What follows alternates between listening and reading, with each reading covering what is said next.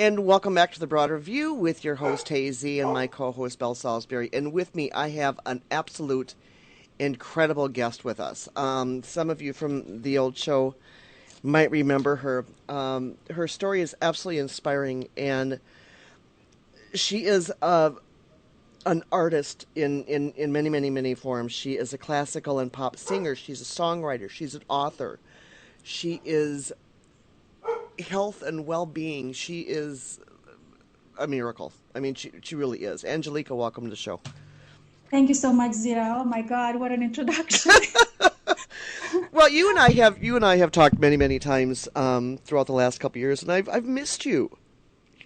Oh, you know what? I missed you too. I remember our last show. It was such a beautiful, beautiful show, and I felt very inspired after our show, and I felt very more positive than I was before I did your show. Well, good. I'm glad. You guys have such a good energy, and you give out such good vibes, which is so important. It is, especially nowadays. The vibe is so important, and I wanted to bring you back onto my new network and onto the new show with Belle and I, because your story, your life story is so inspiring. And I remember when I bought your album and the book that goes along with it, just reading through it, and I'm going to start pushing this right away because people do have to go out and get it. It's called Remember Who You Are, and it's the story behind the song. And how you came from, where you came from, to where you are now is a beautiful story. And I kind of want to go back to the beginning of it. Now, you grew up as a performer. You started performing when you were very young. Yes, at 5 years old. At 5 years old. And you were already competing by what time? By what age? At 19, well, I was competing in the communist regime. There was only competition between choirs, between kids' orchestras, between anything. So that's all there was, competitions. And I've been competing since I was very, very young.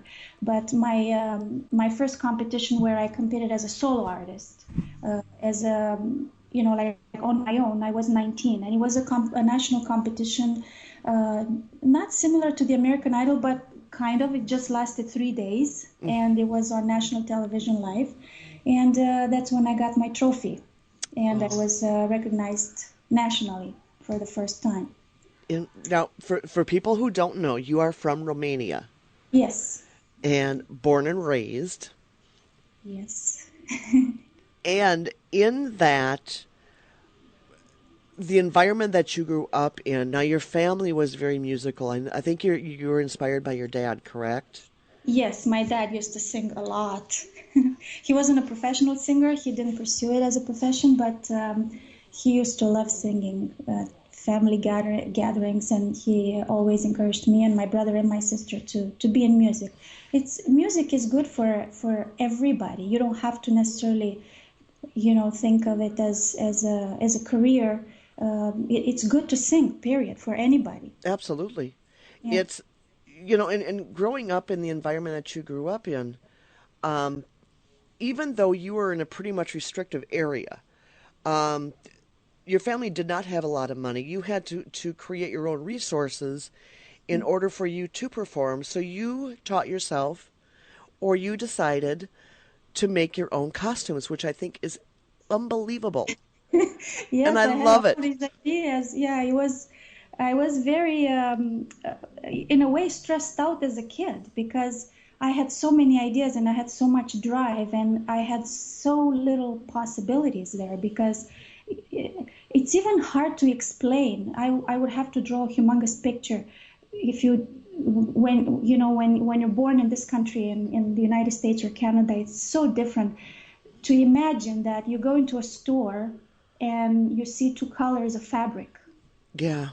or 3 max, and you see only 2 different kind of pair of shoes, or just a couple of, it's very different. So in a way, my imagination was giving me so many ideas, and I had to be extremely creative. For example, I would buy this white fabric and spray it with, to make it silver, I sprayed it with my grandma's paint that she used to paint the wood burning stove with. Mm-hmm. Heavy, smelly paint that it was disgusting, but I did it with that and it looked amazing. So in a way, all that it helped me tremendously, because when I got here and I saw everything that's available here, to me it was nothing to put everything together and make things up, put costumes together. Because it's like I go to a store now and I see all these crystals and fabrics and there are big stores here just with supplies to make dresses. To me, it's like they're giving me the ideas what to do. Right, exactly. So Yeah. how did you, and I know we're kind of moving kind of quickly because I want to get to your upcoming book too, because I'm really excited about it. Um, when you finally came, or how did you end up coming to North America, going up into Canada? I was performing in Romania nationally, touring, and I was actually touring with a comedian, very known, and we got married. He was already a Canadian resident for about 5 years, but I didn't think much of it. I never thought that I would leave Romania. I never even thought of it, let alone want it. Right, And right. I was okay, like that's all I knew. Now looking back, I'm thinking, oh my God, I should have left earlier. But when you're there, born there, raised there, that's all you know. And I was okay. And anyways, he said, I live in Canada most of the time. I just come here to perform, so we'll go together. And I said, okay. But then a couple of years later, he said, music is not what you should be doing. Oh, And along with other things that he was saying, and you should stay in Canada, become an accountant, and let me do the touring. So yeah, I was very obedient in nature. mm-hmm. I probably, not probably, for sure, had a lot of low self-esteem, and I don't know what else. Maybe combined with a little bit of unawareness and a lot of other things, maybe a touch of stupidity. Anyways, I listened to him. Well, I mean, if And you think about it, though, coming from the restrictive area that you came from, and you weren't aware of all the things that could potentially be available to you, all of a sudden you're thrust into this country that you don't know, and you don't speak English. yes. It's got to be a little intimidating for you just to see everything that's available that you're not used to being able to touch. No, I mean, imagine Angelica in a public bathroom, looking for like 15 minutes for the faucet, because it was one of those no-touch faucets where you just put your hands under and the water Mm-hmm. comes. And I was looking like even under the sink. I'm like, how the heck do these people turn the water in this bathroom? And then someone came in and I peeked at her how she did it, and oh wow, I was so shocked. But that's why I'm writing this new book, because there are so many little details that it's almost as if you're born again. Yes. At 20 something years old, you have this immense luggage of memories with you that you have to literally discard, most of all, because they Mm-hmm. don't work here. Right. And you have to learn so many new things, and it can be really scary, but it's at the same time, looking back, it's a blessing Yeah. at the same time, because you get to live basically two lives in a way, if you just extract the positive out of it. Because back in Romania, I always wanted to do more. I just didn't know that more existed somewhere else. Exactly. So when Because I came here, at first, for the first few years, I didn't recognize that that's what I was surrounded by, was that more that I was actually looking for back in Romania. So for the first few years, I was very depressed and very because I stopped singing. I went telemarketing, selling gas door to door for a few years. I tried different kinds of schools just to get the music out of my system to make my ex-husband happy.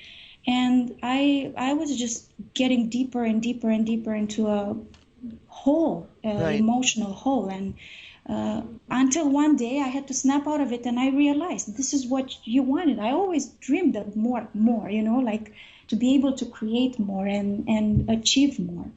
So, well, I mean, when you talk about it, I mean, what goes through my head is, here you are growing up in a country where you're surrounded by four walls, basically.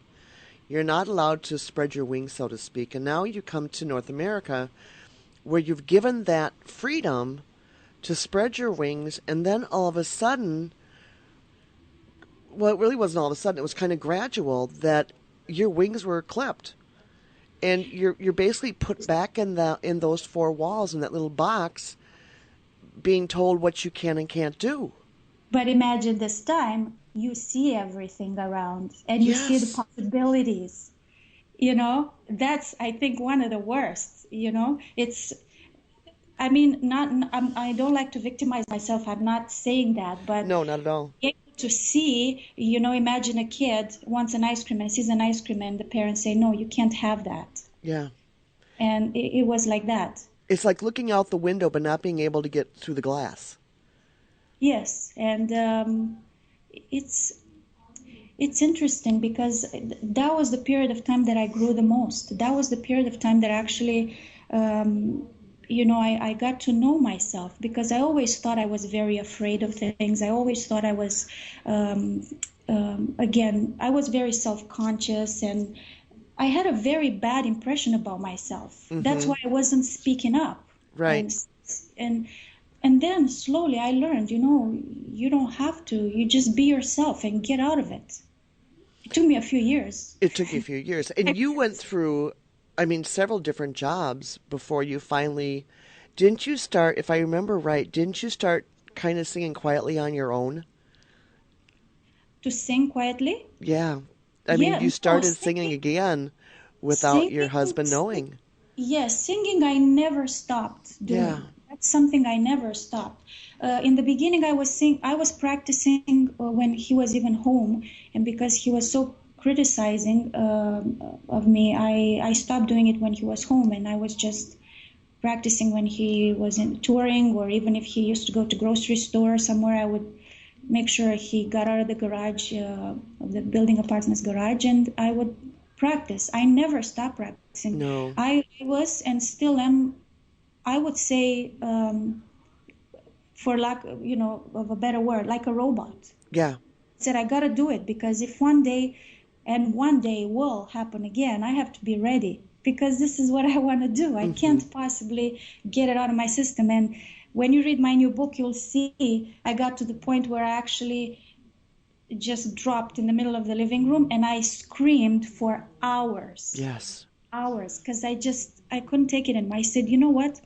If I'm not supposed to sing anymore, then I want to destroy it. I want to destroy this voice. I don't want it. Why would I want this voice if I can't use it? And I screamed so much for hours. And weirdly enough, my voice was perfectly fine, intact after all that. And was actually stronger.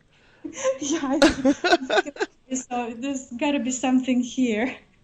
Okay, we need to go take a quick break. So let's go ahead and take a break. I'm going to play another track of your songs.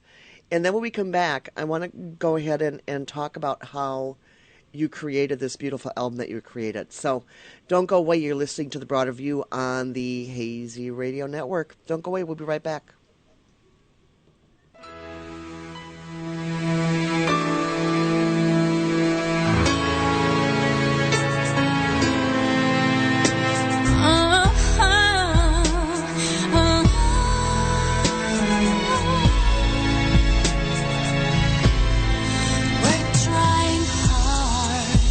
Find that something that puts our lives at ease. We're praying that God would